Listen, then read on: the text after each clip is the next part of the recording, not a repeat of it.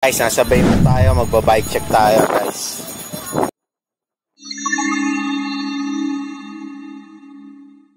Let's go! Pangalan mo muna, pangalan. Sa TikTok, sa TikTok. Ako nga pala si Andy Fix. Bike check. Wait lang, wait lang.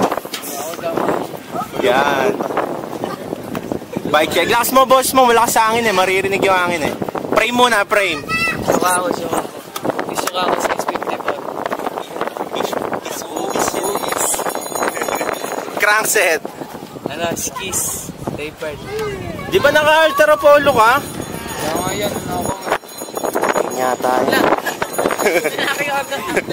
Rim set. Legend. Bengkong na. Oo nga, nakulang sa align. Align lang yan. Hindi na ma-align. Cockpit. Paloma. Mas mahaba pa yata yan sa ano ko eh. Una. Fade na. Ito.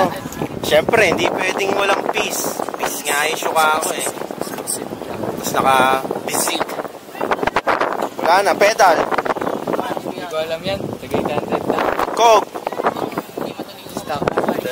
Yan, anong ratio mo? Anong ratio mo? 49-40. Anong ano mo? Anong laro mo? Alicat, DS, crit? Ano lang? Alikay ka trade lang. Yan, mag-crit ka nga dito mag-isa. Tingnan natin sino matulin. Ayos na guys, nasyuka ako.